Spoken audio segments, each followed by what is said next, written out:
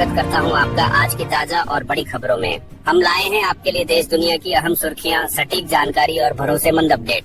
Channel को subscribe करें और बेल आइकन दबाएं ताकि आप रहें हरदम अपडेट। तो चलिए शुरू करते हैं आज की बड़ी और अहम खबरों से।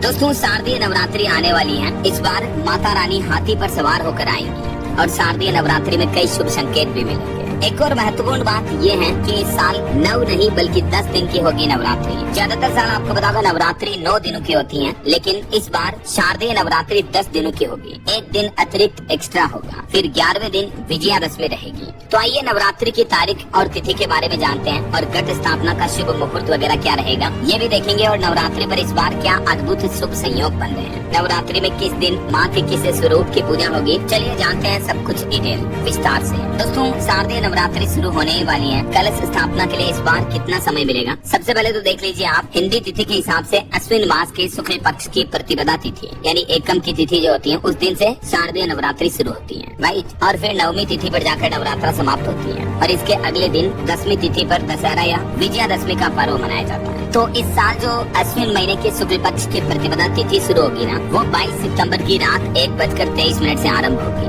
और 23 सितंबर को देर रात 2:55 पर समाप्त होगी। तो ऐसे में उदया तिथि के हिसाब से देखा जाए तो नवरात्रि की प्रतिपदा तिथि 22 सितंबर को ही मानी जाएगी और इसी दिन से शारदीय नवरात्रि की शुरुआत भी होगी 22 तारीख से ही। और कलश स्थापना भी की जाएगी। वहीं 31 अक्टूबर को महाअष्टमी और 1 अक्टूबर को फिर महानवमी मनाई जाएगी और दशहरे का पर्व रहेगा 2 अक्टूबर को। यही वजह है कि इस बार नवरात्रि 9 नहीं बल्कि 10 दिनों की हो रही है। वैसे नवरात्रि के 9 ही अलग अलग तिथियों पर माँ दुर्गा के 9 अलग अलग रूपों की पूजा की जाती है और पहले दिन घट स्थापना की जाती है। इस बार शारदीय नवरात्रि पर कलश स्थापना या घट स्थापना के लिए 2 अति शुभ मुहूर्त बन रहे हैं। पहला तो प्रतिपदा तिथि पर यानी एकम तिथि के दिन 22 सितंबर को सुबह 6:09 से लेकर सुबह 8:06 तक रहेगा, ठीक है, पहला शुभ मुहूर्त। और दूसरा अभिजीत मुहूर्त रहेगा दोपहर के समय 11:49 से दोपहर 12:38 तक। तो इन दोनों शुभ मुहूर्त में से किसी भी समय घट स्थापना कलश स्थापना की जा सकेगी। माँ दुर्गा के नवरात्रि के 9 दिन अलग अलग स्वरूपों की जो पूजा की जाती है उनमें देखिए, पहले दिन माँ शैलपुत्री की पूजा होती है, दूसरे दिन माँ ब्रह्मचारिणी की, तीसरा दिन माँ चंद्रघंटा की, चौथा दिन माँ कुष्मांडा की, 5वां दिन माँ स्कंद माता की, 6वां दिन माँ कात्यायनी की, 7वां दिन माँ कालरात्रि की, 8वां दिन माँ महागौरी की और 9वां दिन माँ सिद्धिदात्री की पूजा की जाती है। और इस बार नवरात्रि में 31 सितंबर को अष्टमी के दिन कन्या पूजन होगा। छोटी बच्चियों को खाना खिलाना शुभ माना जाता है इस दिन। और 1 अक्टूबर को महानवमी की पूजा की जाएगी। कई लोग जो नवरात्रि के 9 ही दिन व्रत रखते हैं वे भी कन्या पूजन के बाद व्रत का पालन कर सकेंगे। वैसे नवरात्रि जो इस बार 10 दिनों की हो रही है, तो दोस्तों नवरात्रि में तिथि का बढ़ना अति शुभ माना जाता है और माता का आगमन भी शुभ कारक हो रहा है। नवरात्रि में जब भी तिथि बढ़ती है, एक दिन एक्स्ट्रा होता है, तो उसे शुभ माना जाता है ऐसा। बाकी ये तो मैंने आपको बता ही दिया किस दिन माँ के किस स्वरूप की पूजा होगी और किस किस तारीख को नवरात्रि का कौन सा दिन रहेगा। 22 सितंबर को प्रतिपदा तिथि रहेगी एकम, जिस दिन से नवरात्रि शुरू होगी। फिर द्वितीय, तृतीय, चतुर्थी तिथि इस बार एक्चुअली 2 दिन आएगी। यही वजह है कि नवरात्रि में एक दिन एक्स्ट्रा अतिरिक्त आ रहा है। तो 25 सितंबर को भी चतुर्थी रहेगी और 26 सितंबर को भी चतुर्थी रहेगी। माँ कुष्मांडा की पूजा दोनों दिन की जा सकेगी कभी भी। हर साल माता रानी जो है दोस्तों वो अलग अलग वाहन पर विराजमान होकर आती है। इस साल मैंने आपको बताया हाथी पर सवार होकर आ रही है माता रानी, जो अति शुभ रहेगा। ऐसी मान्यता है कि हाथी पर सवार होकर आना सुख, शांति और समृद्धि के साथ साथ व्यापार के लिए भी बेहद शुभ माना जाता है। इतना ही नहीं, माता रानी किसानों के लिए भी इस बार खुशखबरी लेकर आई है। ऐसी मान्यता है कि जब भी हाथी पर सवार होकर माता रानी आती है तो किसानों के लिए फसल, बारिश, धन धान्य वगैरह को लेकर भी अच्छे संकेत मिलते हैं। दोस्तों, हिंदू धर्म में शारदीय नवरात्रि का विशेष महत्व माना जाता है। ये महीना भी सावन की तरह पवित्र महीना माना जाता है। तो ऐसे में अगर आप कोई कार्य सिद्ध करना चाहते हैं या कोई नए कार्य की शुरुआत करना चाहते हैं तो आप शारदीय नवरात्रि के दौरान माता रानी की विधिवत पूजा करके अपने नव कार्य का आरंभ कर सकते हैं। ये अति शुभ रहेगा। तो उम्मीद है नवरात्रि को लेकर ये महत्वपूर्ण जानकारी आपको जरूर जानने मिली होगी। अगले वीडियो में मैं आपको बताऊंगा दोस्तों नवरात्रि के 9 ही दिनों तक आपको किन किन बातों का ध्यान रखना है, क्या ऐसे काम है जो भूल कर भी नहीं करने हैं। तो बिल्कुल जुड़े रहेगा आप मेरे।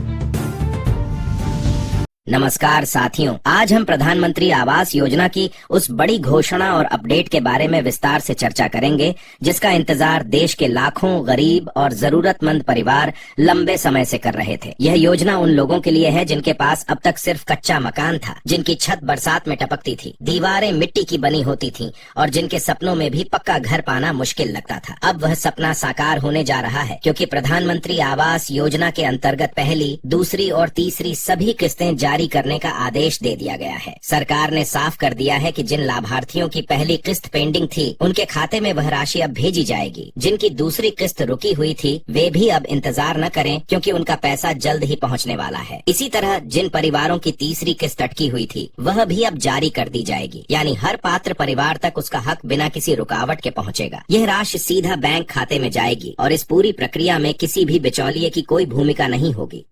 इस योजना की सबसे बड़ी विशेषता यह है कि मकान महिलाओं के नाम पर दर्ज करना अनिवार्य किया गया है।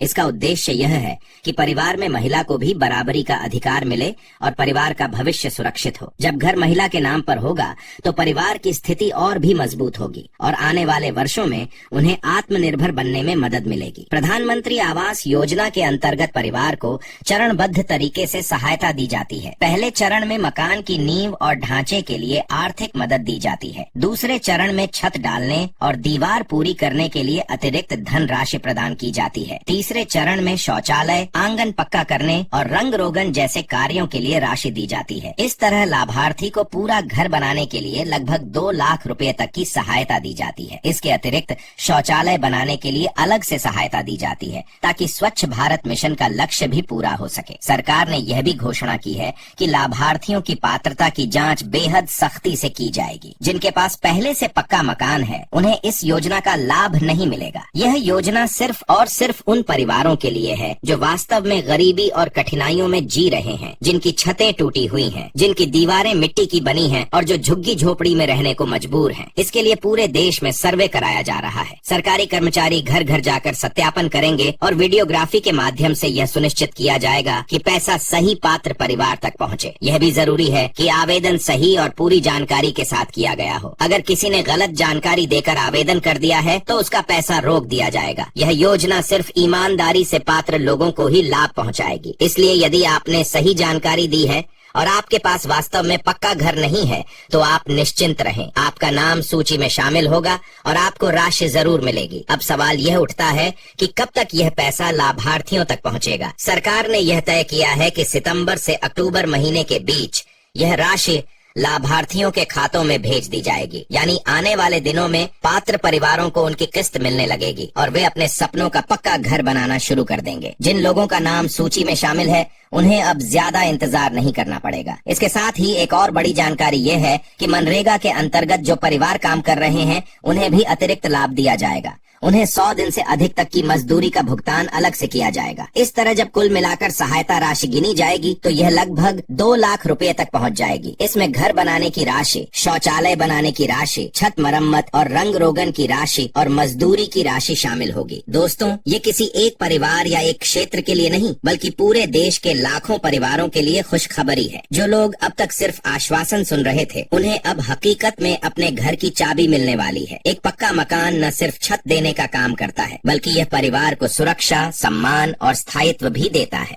बरसों से कच्चे घर में रहने वाले परिवार अब चैन की नींद सो पाएंगे और अपने बच्चों को बेहतर भविष्य दे पाएंगे। यह भी ध्यान रखने की बात है कि जब सरकार की ओर से सर्वे किया जाएगा तो सही जानकारी देना बहुत जरूरी है। अगर किसी ने गलत जानकारी दी तो वह योजना से बाहर हो जाएगा। इसीलिए जब भी कर्मचारी आपके घर आएं तो उन्हें सही स्थिति दिखाएं। वीडियोग्राफी और दस्तावेजीकरण के आधार पर ही अंतिम निर्णय लिया जाएगा। साथियों, अगर आप यह जानकारी पहली बार सुन रहे हैं तो आपसे विनम्र निवेदन है कि हमारे चैनल को सब्सक्राइब जरूर करें, क्योंकि हम हमेशा आपको सरकार की योजनाओं की सही और विस्तृत जानकारी पहुंचाते हैं। अक्सर अधूरी या गलत जानकारी लोगों को परेशानी में डाल देती है, लेकिन यहाँ आपको हर अपडेट स्पष्ट और भरोसेमंद तरीके से मिलता है। प्रधानमंत्री आवास योजना का उद्देश्य सिर्फ घर देना नहीं बल्कि समाज में समानता और सम्मान की भावना पैदा करना है। जब हर गरीब परिवार के पास अपना पक्का मकान होगा तभी सच्चे मायनों में विकास संभव होगा। अब वह दिन दूर नहीं जब हर जरूरतमंद परिवार अपने घर में सुरक्षित और गर्व के साथ रहेगा।